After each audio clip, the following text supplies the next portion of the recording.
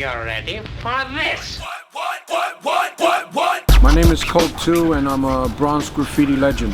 I started graffiti in the late 70s, you know, watching the New York City subway trains, and you know, there was always graffiti art on the subway cars. When I used to take the subways with my mother, I used to see big colorful names. It inspired me. I wanted to do the same thing, to put my name on the subway cars.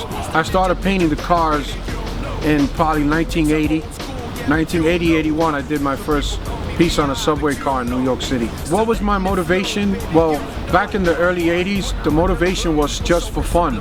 We were poor kids growing up in the South Bronx. We would take the subway train and just ride on the train and have fun and paint our names.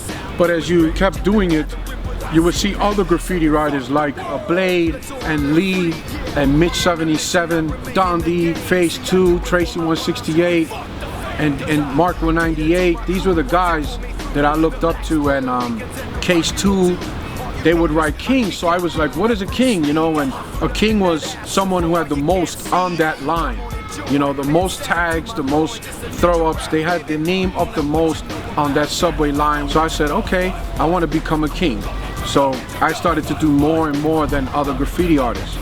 And that was my motivation, was just to become king of the subway line. And then the subway era died, probably like late 80s, and all the new trains came, and you know, I started getting older, and you know, I lived a pretty wild lifestyle, and I was a father at a young age, so I had to do a lot of things to bring home the bacon, you know, to pay for bills and put food on the table. So I had to sell drugs to take care of my family, which wasn't good, but I had to do that. You know, the years went on, I would get arrested for a lot of things, way besides graffiti, and I just got older and got more wiser in the sense that, you know, I need to take my art to another level and put it on paintings and canvas, you know, because I've seen other artists before me like Crash and Days, Futura 2000, you know, these are guys that I look up to, and Dondi, that were doing paintings and canvases in the early 80s already.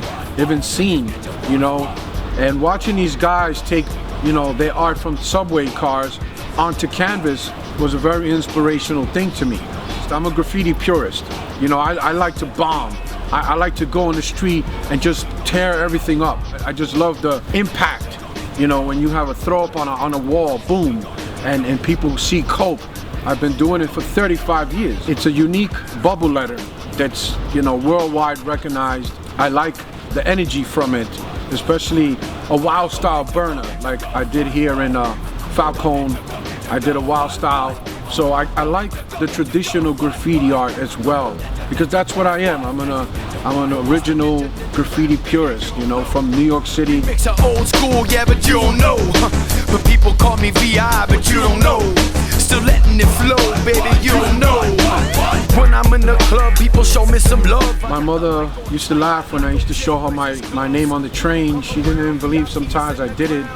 My father never liked it. He's, you know, because I was always getting arrested. They would have to come pick me up in the precinct. My mother, as I got older, she even told me, you know, you're getting older now, you have children, you should take your artwork and put it on canvas. You know, when you're a graffiti purist, it's kind of hard to do that because you have this thing in the hood, in the ghetto where we live. It's called like being a sellout. And you don't want to do that. You know, you're like, I don't want to be a sellout. I don't want to go commercial. I said, you know what? All these big artists do it, I'm going to do it too. Forget what people say, because when you go to jail and you're in jail, all these guys and your friends from your neighborhood, they don't care. You know, they don't help you. They don't support you. They don't care when you're in jail. You know, so why should I stay in the hood and keep trying to keep it real? I don't care if I sell a painting for 10,000 euros, 20,000 euros. I still love to do a train. I love to do, you know, bomb in the street. You know, not that I'm gonna do it all the time because I don't want to get arrested. You know, I'm too old. I'm almost 50 years old. You don't want to go to jail and you're 50 years old for graffiti. You know, it's stupid. Never inhaled, messing around with Monica and polished up his bell. Go ninja, go ninja, go, what? Go ninja, go ninja, go, what? I'll go to Moscow. I had some projects here. I did 2 in-stores, one at Hotspot and 21 Shop. And it was really great, you know, to come here and see all these young Russian kids, like, just come and give me love, you know. That was so amazing. Like, I didn't picture that. Like, I thought maybe 20, 30 kids will come, maybe 200-300 kids came. It was crazy. You know, the project was really amazing, and I had a great time, you know, painting the old car and making the t-shirt out of it with Zaporozets. It was a really great project, and Chess kind of curated the whole thing. I painted in flacon. I had a great time, you know.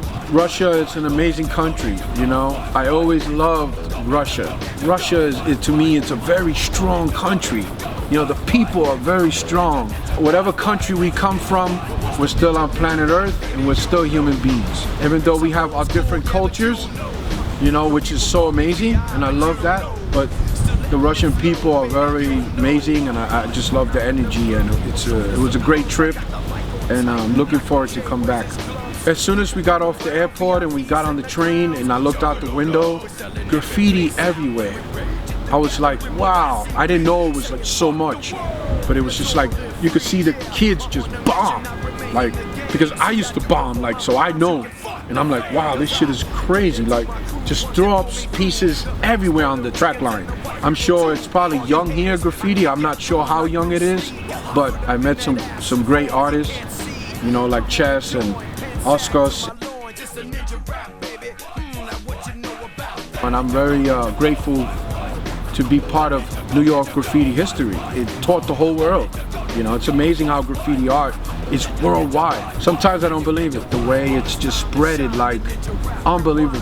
It's the most, to me, like, official, like, talented, diverse kind of art. You know, graffiti is just so raw. I guess that's why sometimes the contemporary art world don't understand it. They don't maybe want to accept it. Maybe it's too strong for them, you know, maybe they, you know, I've seen some art, like, people just do the most simplest things and sell for thousands and hundreds of thousands, where you see a graffiti artist would take his time and do a real nice canvas, but can't even sell it, you know, it's crazy. And you can tell it has way more energy than what this artist did, and, you know, not to take nothing away from any artist, because to me, art is art. I love all kind of art. Not just graffiti, I love all kind of art. I'm an artist in the end of the day, even though trains are gone, I don't bomb everything no more like that, but I'm an artist now, you know, and it's a different chapter in my life now. I'm pretty grateful for it.